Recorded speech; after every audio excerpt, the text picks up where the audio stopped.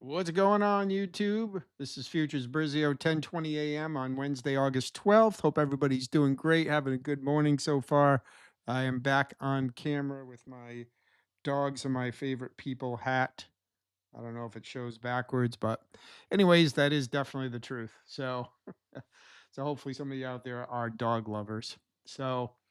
Anyways, want to just jump in, make sure you smash the like button, subscribe to the channel. Any questions, comments, leave them down below, and we'll just jump right in. We'll take a quick look at things. We did have US CPI data came out this morning, so the US dollar had a little bit of flash in the pan. The numbers, here's the results on Forex Factory. Numbers came out pretty much exactly as predicted. In fact, exactly as predicted. And so there really wasn't a lot of reaction. Prices, had the usual typical red envelope reaction, flutter and flash in the pan, but nothing really fundamentally changed on any of the US dollar pairs. And essentially, prices settled back to where they were before the news release. So it was essentially a non story today. So, um, so this is what I have. Just looking through Forex, I do have an alert on euro dollar. It does look like this wants to try to go up. We had this candle, this red candle right here was the news candle. And again, I'm using the 200 range chart. So these are 20 pip candles. So you can see we did have a 20 pip flash in the pan right at 8:30 when the news came out. Prices did end up settling low back into the range. And so really nothing happened. So this is still in an uptrend, and you can see that we proceeded immediately to have.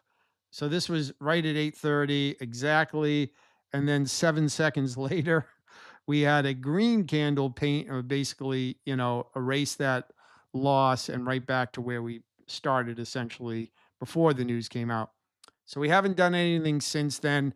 We do have an alert sitting over here. If we can get some follow through, another green candle, then I might think about a long on the uh, euro dollar. The Aussie dollar had the same thing, and that's basically just trading near the high. So there's really nothing I'm interested in doing. The GBP USD is flashed high and then made a new high, but then pulled back into the range. We came up to very close to this old swing high that was put in a few weeks back, almost a month back. So that's the reaction off there. So that one was not very appealing to me at all. And so the other one that I have an alert is the New Zealand US dollar. You can see this one, has been chopping around for about the last week or so, actually 10 days. Made this high back on July 31st. And then it kind of pulled back. It's basically trading inside a range, really a nothing burger. And you guys know I was long on this pair. I had closed a decent profit uh, back around here, I think, a few days ago. It did come back down. I would have been stopped out. My stop loss trailing stop had been moved up to this old consolidation here. So I would have been taken out. So I'm glad I closed it when I did. However, um, it does look like it wants to try to go up again. So again, you can see the alert I have there. If we get any follow through, then it would be worth potentially taking another long here if we can get some bullish momentum and look to maybe trade it up to at least this old little pause area here, if not back closer to this swing high that was set back at the end of May. All right. Dollar yen, like all the yen pairs, continues to move up.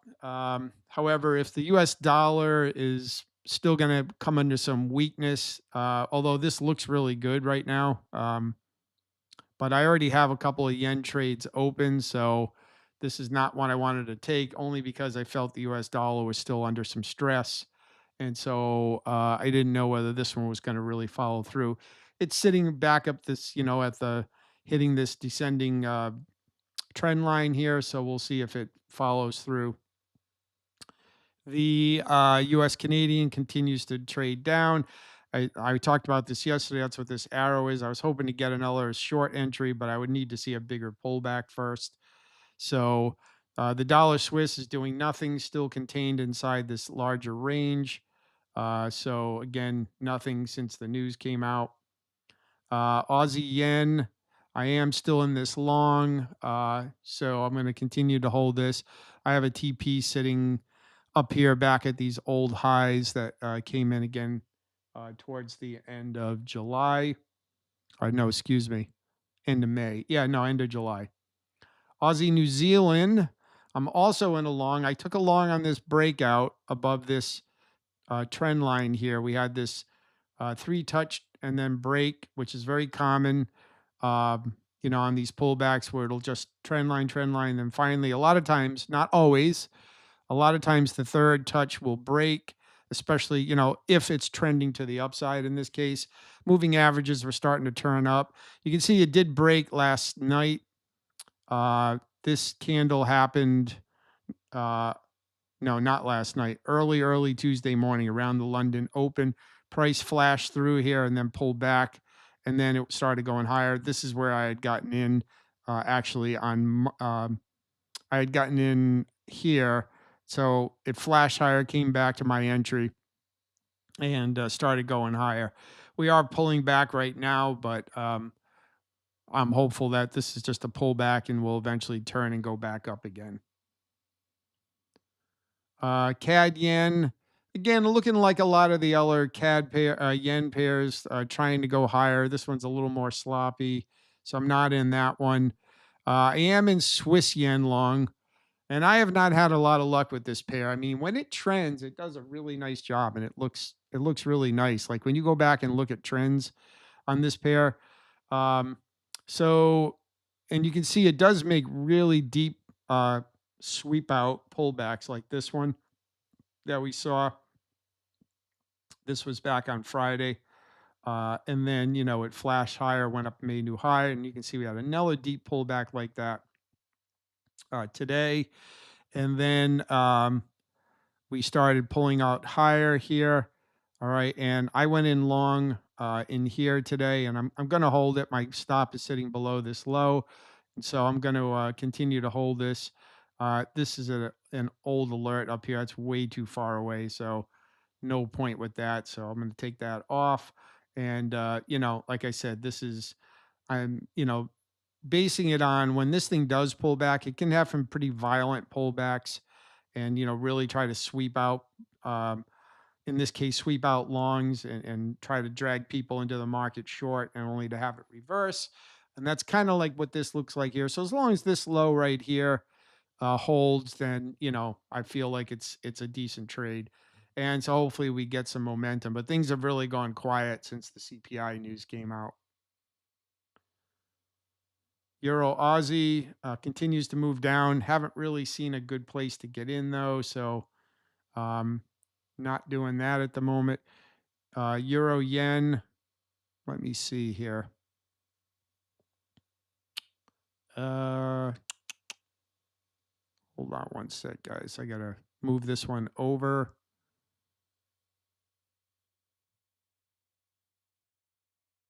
Yeah. Okay. All right, so this is my current positions on my funded account: Swiss yen long, New Zealand Canadian short, Aussie Kiwi long, Aussie yen long. Okay, so the Aussie yen and the Swiss yen are the two yen pairs I decided to go long. Euro yen is was another option here. Pull back towards the moving average. It's just that it's a little choppy, so I decided not to take that one. Euro Kiwi is still just a ranging mess. Pound Canadian, excuse me, Pound Aussie looks like it wants to start turning down. It's very much in this nasty consolidation pattern, but it looks like, I mean, we really need to sweep out these lows here for this to really start going down. Nothing I'm really interested in, though, at the moment. There are better options. Euro Kiwi, I'm getting an alert here. What is this? Oh, it's on the old 250. Yeah, so I had set an alert on the 250 ranges when I was using that, so I have to switch to see that alert because it won't show you if you don't have it set on that interval. So here it is right here. So here's the 250, and I'm getting the alert that I had set here uh, on this pair to go higher. But I mean, I certainly could, but you can see, I mean, we're just basically contained inside this range right here. So I don't know. To me, not really too interested in that. It would be a little bit more of a just a kind of boredom trade. It's just very ugly right now. Um, but I suppose if we come up and we can clear this range and start moving higher, then that might be something to think about. I mean, it's a lower risk trade right now. If you if you took a long here, put your stop under this candle, which would be under the moving average, then might be worth a stab to go higher, but not anything at the moment I'm thinking about taking. Pound Aussie, we just talked about. Pound Canadian. The Canadian continues to gain some strength here, but again, um, we do have kind of a pretty stiff support area right here. Now maybe it's going to break this time because we pull back again. Now we'll come lower. Um, but there's a lot of consolidation. When I start seeing that prices can't break a certain level here, and they're holding, then it makes me a little bit more hesitant to take it. That buyers are still guarding this area. But this may very well break through on this one, but I didn't take that. Pound New Zealand. Now this one is interesting for. I had this old alert set here. I'm going to take that off. Now we've got this up move. Then again, this three. This is a pretty steep line right here. Not really too thrilled with it. It's a little too steep.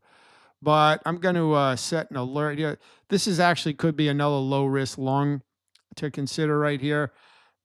Strong move up. So this is counts as new as a new high. Now the concerning part is it did go up and it tagged this old high and then pulled back. Again, that doesn't mean it's going to reverse. It's just that everybody was watching this area. So people that were long, a lot of them took profit here. A lot of people that think they want to short, wait for it to come here and they go short. And so that's the reaction. Price goes down. Um, but you can see it's not very impulsive. We've got these couple of waves down back to the moving average, fails to break higher, goes down, makes another low, and now hits the moving averages. Now you can see we have this pretty decent rejection candle. So I'm going to throw another alert probably just outside of the moving average here. And I mean, again, this is another one where you could consider a low risk long opportunity right now. You could just go long right from here, put your stop below there, and just see what it does. If it blasts through here, great. If it turns and keeps going down, then you're going to get stopped out. So that's one I'm kind of thinking about, anyways. And the New Zealand Canadian, again, I'm short on that. I may think about closing that one. It looks like it's kind of bottoming out right here.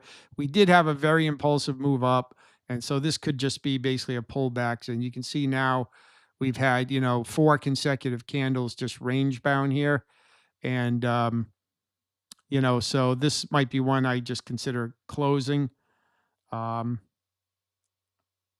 but we'll see. And then the New Zealand yen is another one where maybe we get some continuation to the upside here. And so I'm going to throw another alert on there. You can see it's pretty decent. Went up, made a new high, came back. We've now had 3 bars consolidating in here, 3 range bars, which again that's a nice pattern of mine. Like to see these. When I was using the 500 range, there was more of these, but even on these shorter intervals or these shorter range bars, this is still a nice little pattern to watch. And so, I'm more inclined to want to take this long just by the overall trend. So let's see what happens from here. I just set another alert, and there you go. So that's it for Forex. Over to futures really quick. Change this over to our 20 because that's how I traded on. Guys know more day trading there. So yeah, wheat. Here's wheat. Again, very kind of nasty range right now. I mean, you can see the moving average just twisting around sideways and price, just going up and down between this range. It is in the current up move. I mean, if we can clear this range, we start going higher, fine. But I just don't like these ranges ever, and these are just not assets where I'm gonna take that chance because if you're wrong, then it's just an unnecessary loss. Corn. Corn is also kind of range bound. It looks like it was trying to turn down. I did have a sell alert or a short alert down here. You can see it came down, tagged that, and came back again. So, but again, it's more range bound. We've got basically now a triple bottom right here that it's respecting. So we'll see what happens. If we're going to start going higher and reverse this downtrend, or whether um, we're just going to start consolidating. I mean, there is a break of a trend line for whatever that's worth. Um, I'll set a null alert to the upside above this more recent tag on the trend line and see whether that breaks or not. So, but at the moment, I'm not trading that. I did have a short on soybeans. You can see it sitting here. It's in loss right now, $25. I'm probably going to close this because I just don't like the way it looks. In fact, I am going to close it. I took it, even though it didn't look great because the last move down didn't go very far. I mean, it did technically make a new low, pull back. That's where I went short. Uh, this is the trade I took yesterday that I talked on yesterday's video. If it came back towards moving averages, shorted again. But you can see the range was very small. So that it looks like the sellers are running out a little bit of steam here. And you can see it really has not been able to push any lower today. In fact, it's coming back with a green candle. So we'll just close this one out. Um, it's a $25 loss. So I'm okay with that. Um, and we'll just kind of move to the side on that one. And then on soybean meal, again, continuing down, but I like, again, it's just there is opportunity to sell here. Um, but again, I look at this as all basically one move down, and to enter one of these when it's not a really substantial pullback. It's just not. It's kind of out of my trading rules, even though some people might think it's okay to short off of these little pullbacks, but really the entry was up here, and then you could have really just held this and continue to hold this all the way down. And last, we got soybean oil, which again is also kind of ugly right now. Doesn't really know what it wants to do. Big move down, big move up, and now down again, failed to put in a new low here, and then bouncing back again to the moving averages. But again, we failed to put in a new low here. So again, the buyers seem to want to step in and keep this from going any lower. So we'll have to see. So not a lot that really appeals to me in the grains markets. The only one that's even remotely interesting, maybe for if you really wanted to try to trade something, would be corn as a long, as a break back higher. But I think even that's a little risky, although, we do have basically a double, maybe a triple bottom sitting here, and prices are looking like they're trying to go higher again. I mean, we were in an uptrend, but pretty clearly broke that to the downside. So again, do you take that chance now, or do you wait to see if, you really get this uptrend moving again? And start putting in actual higher lows and higher highs, before you think about getting in long again. So that's kind of the thing you have to weigh. So, but based on this range bar, which is only 20 range, so these are only like 2 point moves here, or 2 tick moves. Um, it's not really worth the risk, in my opinion, right now, until this clears up a little bit, to get in and take these. So that's it for grains. All right. So, yeah. So probably just leave it there. I'll take a look at some of those other Forex trades and see whether there might be any opportunities for some of those New Zealand dollar, see if there's any follow through to consider any other longs there, or any, well, not just longs, any positions with the New Zealand dollar. And that's it. So I'm going to leave it there. That's the update for today, and see how the rest of the day plays out. If necessary, I'll be back later and make a follow up one if anything really great happens. But looks like it's going to be fairly quiet after the CPI news because there really was nothing out of the ordinary with it, and so prices are, at least with the U.S. dollar pairs, are not really doing much. So all right. So have a good one. Make sure you smash the like button, subscribe to the channel. Questions, comments, leave them down below, and I'll talk to you all soon.